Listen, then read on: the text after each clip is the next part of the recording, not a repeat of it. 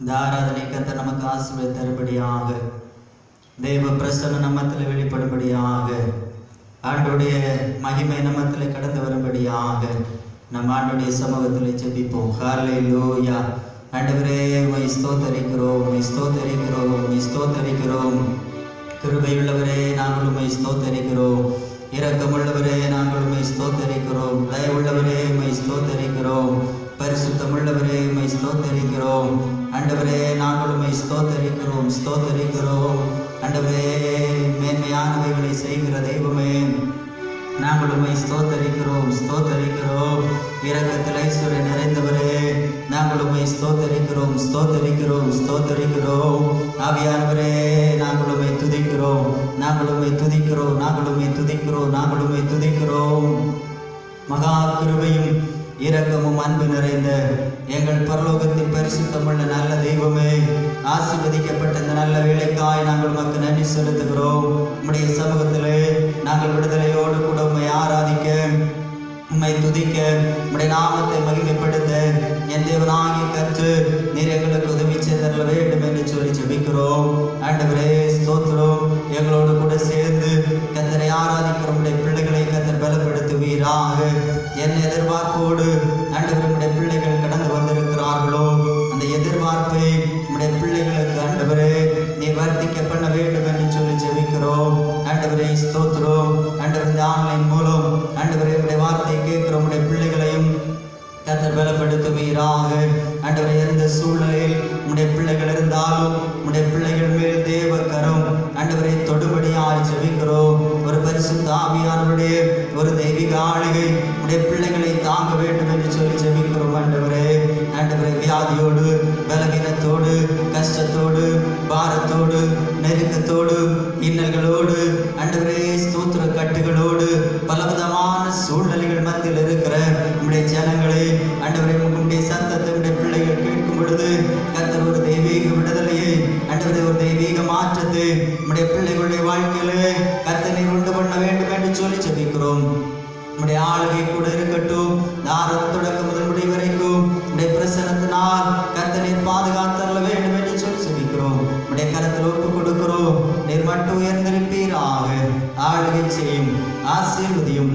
இயேசுவின் நாமத்தில் ஜெபிக்கிறோம் எங்கள் நல்ல பிதாவே. ஆமென், ஆமென். அல்லேலூயா. ஒரு சில பாடல்களை பாடி ஆண்டவருடைய நாமத்தை நாம் மகிமைப்படுத்துவோம். என்னோடு கூட இந்த சத்தத்தை கேட்கிற ஒவ்வொரு பிள்ளைகளும் பாடி கர்த்தருடைய நாமத்தை நாம் மகிமைப்படுத்தும்படி நான் உங்களை அன்பாய் கேட்டுக்கொள்கிறேன். பாடல் புஸ்தகத்திலே 37வது பாடல், போற்றுவோமே, போற்றுவோமே எம் தேவரீரே இவ்வேளையிலே நன்றியுடனே பாடி ஆண்டவருடைய நாமத்தை நாம் மகிமைப்படுத்துவோம். போற்றுவோமே, போற்றுவோமே எம் தேவரீரே இவ்வேளையிலே நன்றியுடனே. எம் தேவரீரே இவ்வேளையிலே நன்றியுடனே போற்றுவோமே.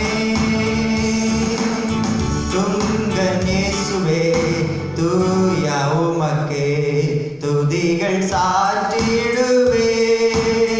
துங்கன் இயேசுவே தூய உமக்கே துதிகள் சாற்றிடுவே. மங்க புகழோ மகிழ்ந்து போற்றி எங்கும் துதித்திடுவே. மங்க புகழோ மகிழ்ந்து போற்றி எங்கும் துதித்திடுவே.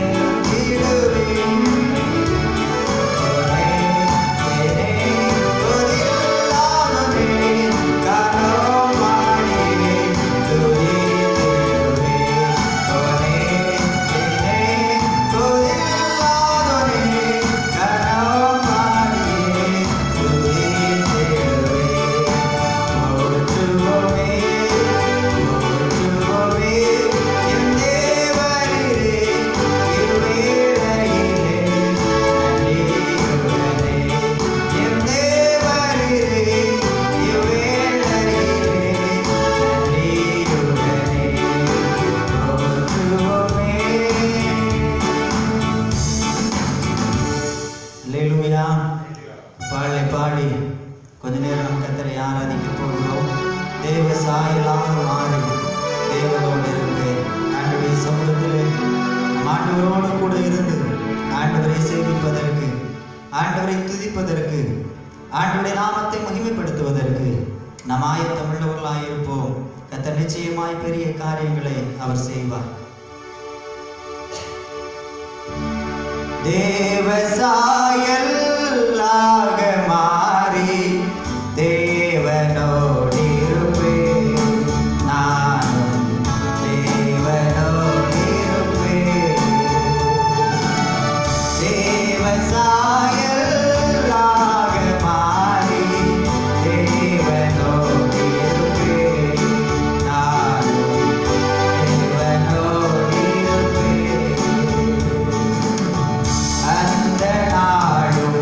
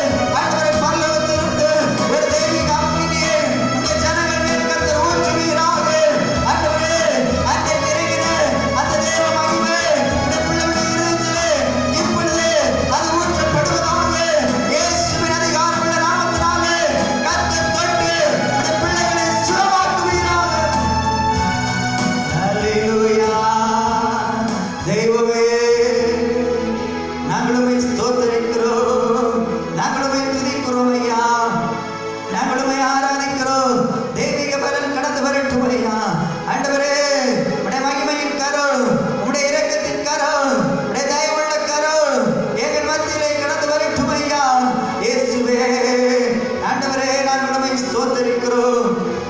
ஹல்லேலூயா. ஆவியானவரே உம்மை ஸ்தோத்திரிக்கிறோம். உம்முடைய கிருபை கடந்து வரட்டும் ஐயா. ஆவியானவரே நீ நல்லவரப்பா.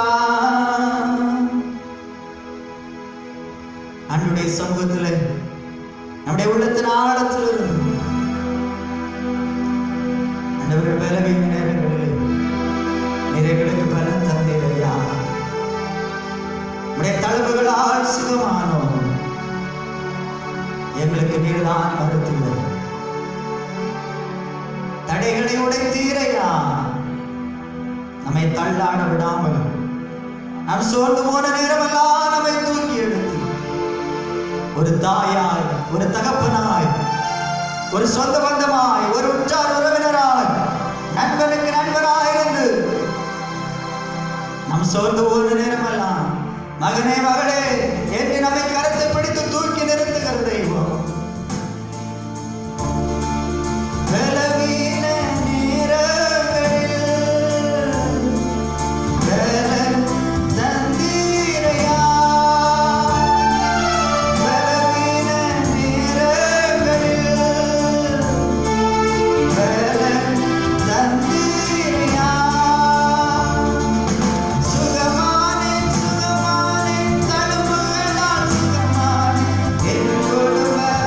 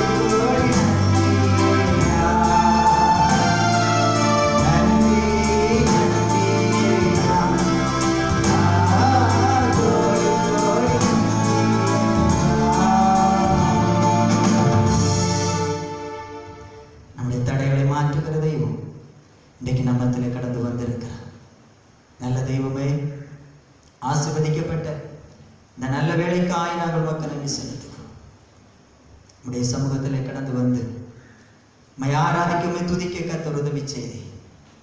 ஆண்டவரே, எங்களுடைய ஆராதனை மகிமைப்பட்ட தெய்வம், எங்களோடு கூட சேர்ந்து கர்த்தரை ஆராதித்த நம்முடைய பிள்ளைகளை கர்த்தர் ஆசீர்வதிப்பீராக.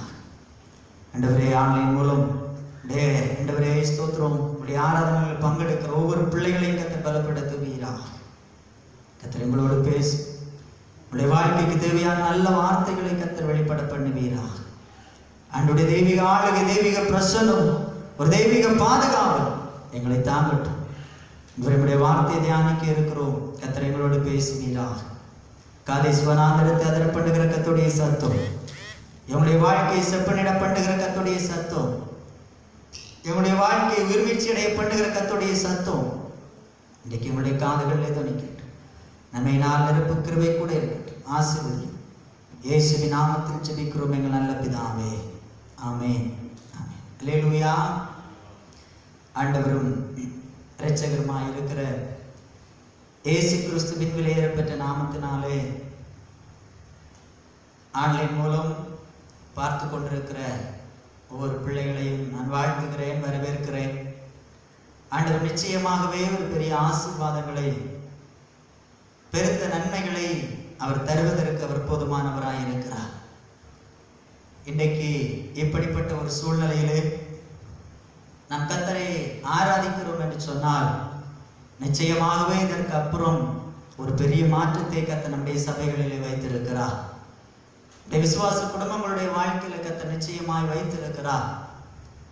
இந்த நேரத்திலே நாம் சோர்ந்து போகாமல் ஆண்டவருடைய சமூகத்திலே எந்த அளவுக்கு வைராக்கியத்தோடு கூட கர்த்தரை ஆராதிப்பதற்கு, ஆண்டவரை துதிப்பதற்கு எந்த அளவுக்கு ஆண்டவருடைய சமூகத்தில் நம்முடைய வாழ்க்கையை முக்கியத்துவப்படுத்துகிறோமோ அந்த அளவுக்கு இந்த நாட்கள் முடியும் பொழுது நம்முடைய வாழ்க்கையில் ஒரு பெரிய மாற்றத்தை கர்த்தர் நமக்கு உண்டு பண்ணுவார்.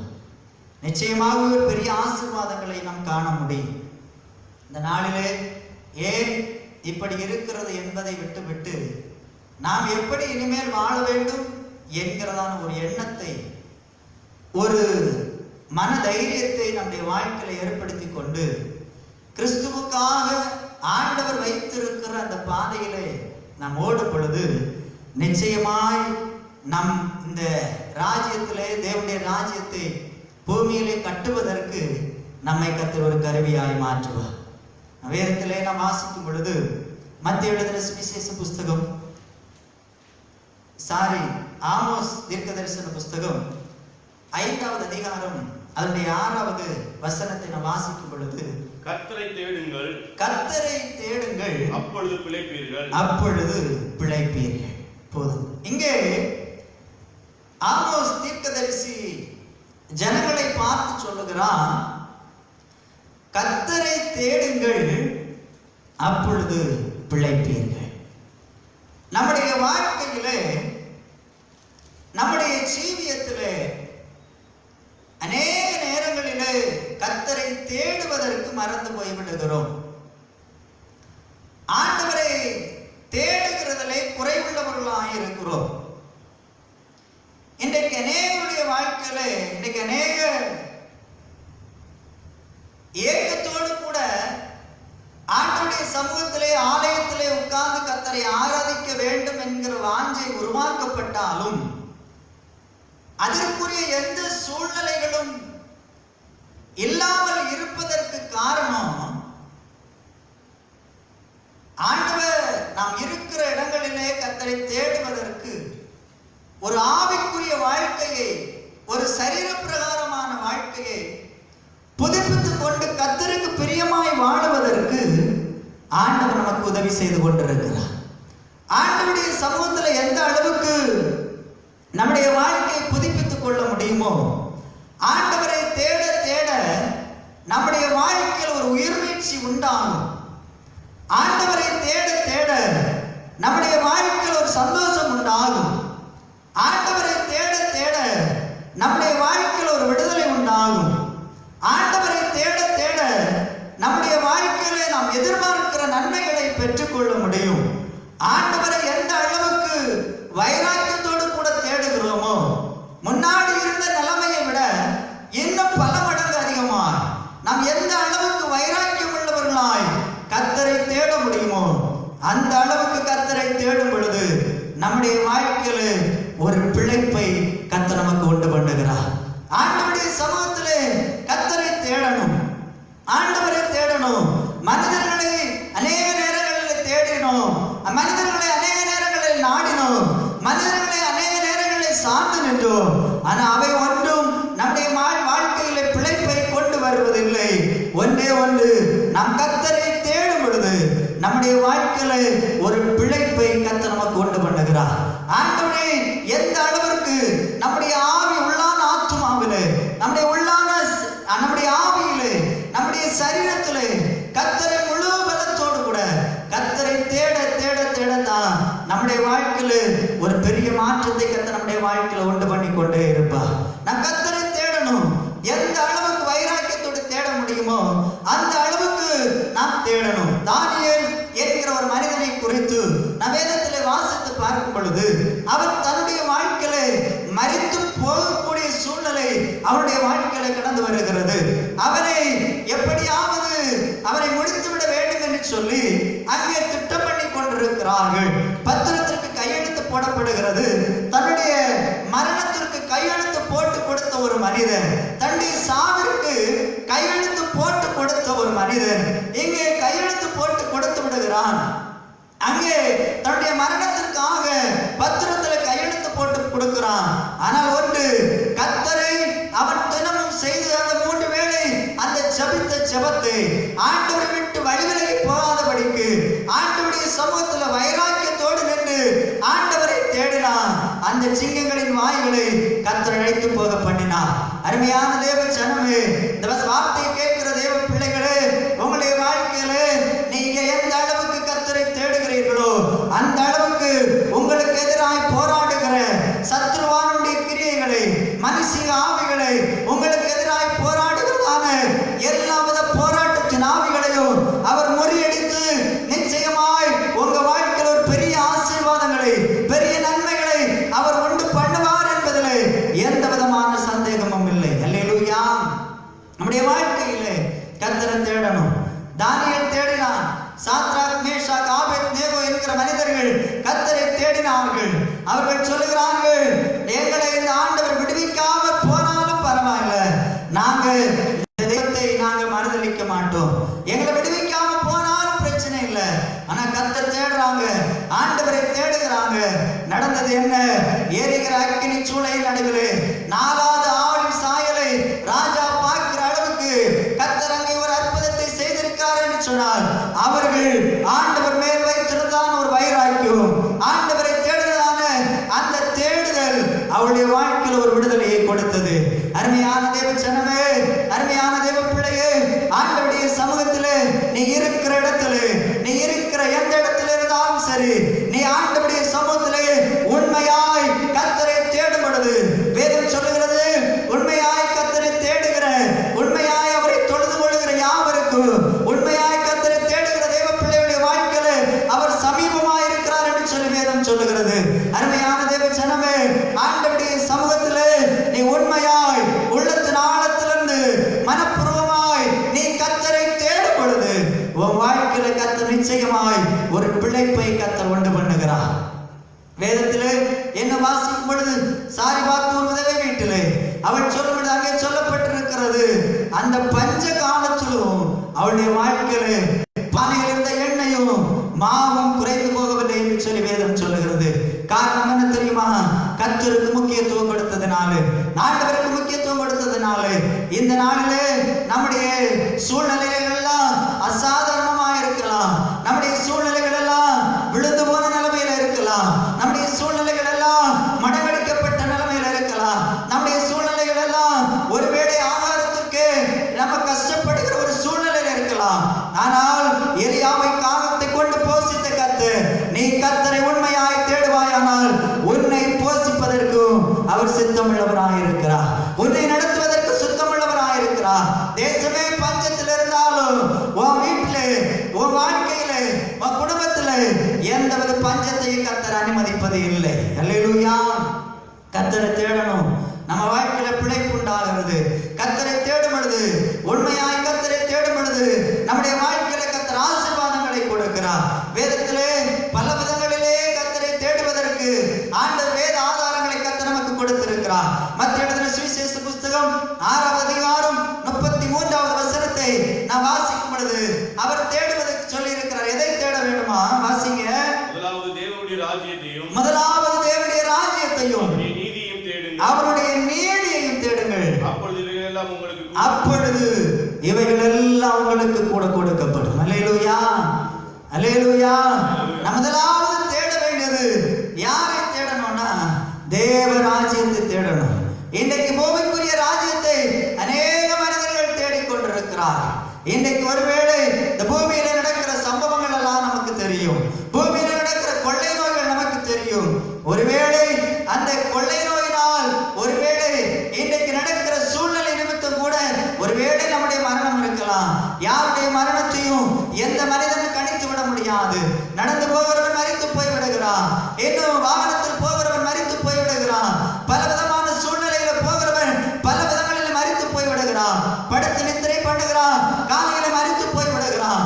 இப்படி மரணங்கள் பல விதங்களிலே சம்பவிக்கிறது. ஆனால் ஒன்று நாம் தேட வேண்டியது இந்த உலகத்தில் அல்ல, உலகத்திற்குரியவைகளை அல்ல, உலகத்தில் இருக்கிற ஐஸ்வர்யத்தை அல்ல, உலகத்தில் இருக்கிற பணத்தை அல்ல, உலகத்தில் இருக்கிற பொருட்களை அல்ல, உலகத்தில் இருக்கிற ஆஸ்திகளை அல்ல.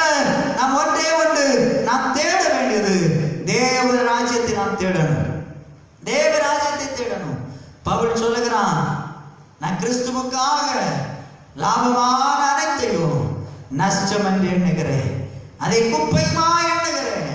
நம்ம இருக்கிற பணம் நம்முடைய வாழ்க்கையில தேவ ராஜ்யத்தை கட்ட முடியாது. நம்ம வைத்திருக்கிற செல்வங்கள் தேவ ராஜ்யத்தை கட்ட முடியாது. நம்ம வைத்திருக்கிற ஆஸ்திகள் தேவ ராஜ்யத்தை கட்ட முடியாது.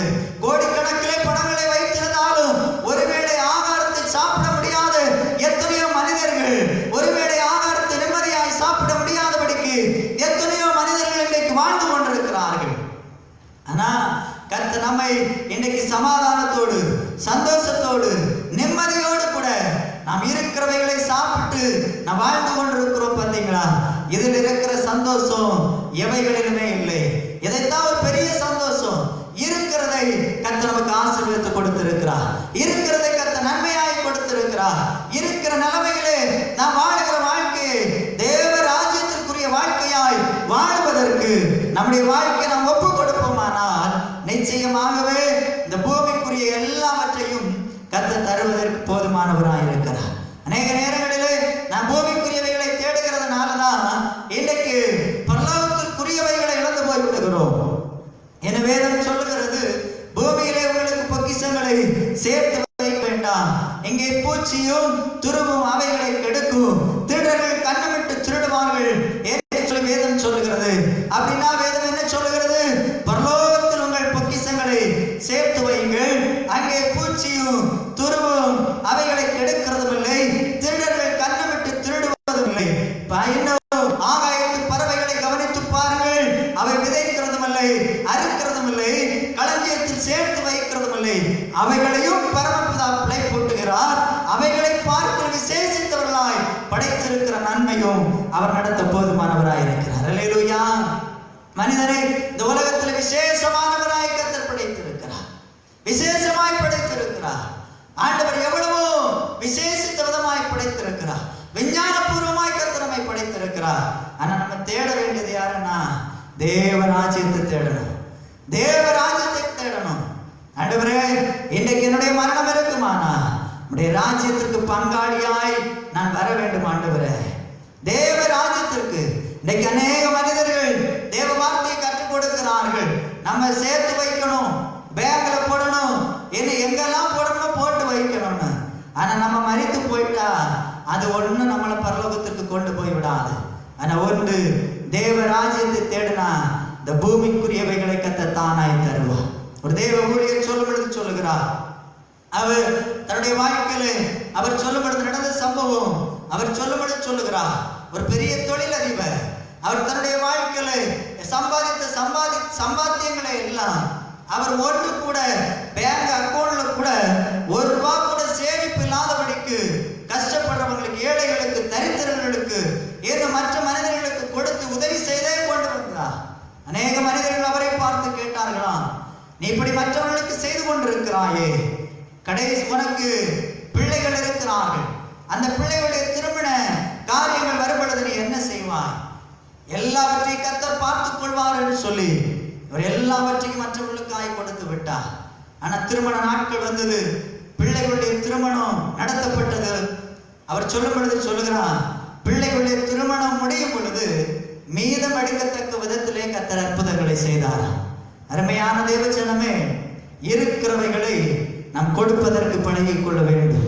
தேவ ராஜ்யத்தை நாம் கட்டணும்னா நாம் இருக்கிறவைகளை பகிர்ந்தளித்து வாடுவதற்கு பழகிக் கொள்ள வேண்டும். இரண்டாவது அவர் சொல்லும் பொழுது ஆமோஸ் தீர்க்கதரிசன புஸ்தகம் 5வது அதிகாரம் 14வது வசனத்தை நான் வாசிக்கும் பொழுது, ஆமோஸ் 5:14 வாசிக்கும் பொழுது,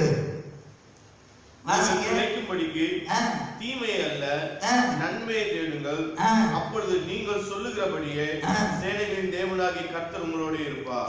அல்லேலூயா. இரண்டாவது, ஆண்டவர் நம்மோடு கூட இருக்கணும்னா நம்ம தேட வேண்டியது நன்மையை தேடணும். அல்லேலூயா. தீமை செஞ்சாலும் நன்மை செய்யணும். வேதம் சொல்லுகிறது, நன்மை செய்ய திராணி இருக்கும் பொழுது அதை செய்யத்தக்கவர்களுக்கு, யாருக்கு வேணாலும் செய்யலாம்னு சொல்லி வேதம் கற்றுக் கொடுக்கல, செய்யத்தக்கவர்களுக்கு. இன்னைக்கு இந்த வியாதியினாலே அநேக இன்னைக்கு உதவி செய்யுங்கன்னு சொல்றாங்க. ஆனா ஒன்றை சொல்ல முடியும், உதவி செய்கிற அநேக மனிதர்களும் இருக்கிறார்கள், ஆனா சேர்த்து வச்சுட்டு எங்கேயோ போய் செட்டில் ஆன மனிதர்களும் இருக்கிறார்கள். ஆனா நம்முடைய வாழ்க்கையில நம்ம இருக்கிறதை நன்மை செய்வதற்கு நாம் பழகிக் கொள்ளணும். இருக்கிற இடத்துல இருந்து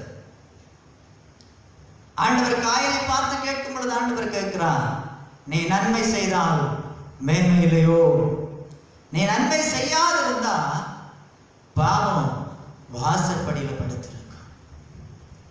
காரணத்தில் சொல்லி நன்மை செய்தால் மேன்மை இல்லையோ. நான் அடிக்கடி சொல்லுவேன், இறைக்கிற கிணறு தான் ஊரும். நம்ம எந்த அளவுக்கு நம்முடைய உள்ளத்தின் ஆழத்தில் இருந்து, ஆனா அந்த நன்மை எப்படி இருக்கணும்னா வலது கை செய்கிறதை இடது கை அறியாது இருக்கிற அளவுக்கு நம்ம கொடுத்துட்டு கொடுத்தோம்னு சொன்னோம்னா அதுல ஆசீர்வாதங்களை சுதந்திரித்துக் கொள்ள முடியவே முடியாது. கொடுத்துட்டோம்னா அதை யாரிடத்திலையும் சொல்ல வேண்டியதில்லை. கர்த்தருக்கு நமக்கு உள்ளது. ஒரு அழகாய் சொல்லுகிறார், நம்ம வலது கை செய்கிறது கூட நம்ம இடது கை கூட என்ன செய்யக்கூடாதா, தெரியக்கூடாது. அப்படின்னு அந்த அளவுக்கு ரகசியமாய் சீக்கிரட்டா செய்யும் பொழுது கர்த்தர் வெளிப்படையாய் கர்த்தர் நம்மை ஆசீர்வதிக்க போதுமானவன். அந்த ரகத்துல ஜெபிக்கிற ஜெபன்னா வெளிரங்கமாய் பதில் என்ன செய்வாரா, கொடுப்பார். நம்ம அந்த ரகத்துல செய்கிற எந்த ஒரு காரியமா இருந்தாலும், உதவிகளா இருக்கலாம், நன்மைகளா இருக்கலாம், எந்த ஒரு காரியமா இருந்தாலும் ஒரு நாள் கர்த்தர் வெளியரங்கமாய் அவர் ஆசீர்வதிக்க போதுமானவராய் இருக்கிறார். மூன்றாவது நம்ம வாசிக்கும் பொழுது நன்மை செய்யணும். மூன்றாவது யோவேல் புஸ்தகத்திலே இந்த வாசிக்கும் பொழுது 2வது அதிகாரம் 12-13 ஆகிய வசனங்களை வாசிக்கும் பொழுது வாசிங்க. ஆதலால் நீங்கள் இப்பொழுது உபவாசத்தோடும் அழுகையோடும் புலம்பலோடும் உங்கள் முழு இருதயத்தோடும் என்னிடத்தில் திரும்புங்கள் என்று கர்த்தர் சொல்லுகிறார். நீங்கள் உங்கள் வஸ்திரங்களை அல்ல உங்கள் இருதயங்களை கிழித்து உங்கள் தேவனாகிய கர்த்தரிடத்தில் திரும்புங்கள். அல்லேலூயா. ஆண்டவர் இங்கே சொல்லும் பொழுது சொல்லுகிறார், நம்ம எப்படி தேடணும்னு ஆண்டவர் எதிர்பார்க்கிறார்னா முழு இருதயத்தோடும் முழு ஆத்மாவோட முழு பலத்தோடு. அது மாத்திரமல்ல, அவர் சொல்லும் பொழுது வஸ்திரத்தை அல்ல, நம்முடைய இருதயத்தை கிழித்து ஆண்டவருடைய சமூகத்தில், ஆண்டவரே இந்த உலகத்திலே குறையில்லாத மனிதர்கள் யாரும் இல்லை, குறையோடு இருக்கிறோம். நம்முடைய குறைவுகளை நிவர்த்தி பண்ணுவதற்கு தான் ஆண்டவர் நம்மோடு கூட கடந்து வந்திருக்கிறார். நம்முடைய குறைகளை அறிக்கையிட, ஆண்டவரே எங்களிடத்துல ஏதோ ஒரு குறை இருக்கிறது ஐயா. ஒருவேளை இந்த ஆராதனைகள் நடக்காமல் இருப்பதற்கு நாம் கூட ஒரு காரணமா இருந்திருக்கலாம். ஆண்டவரே எங்களுடைய குறைகளை நாங்கள் அறிக்கையிடுகிறோம்.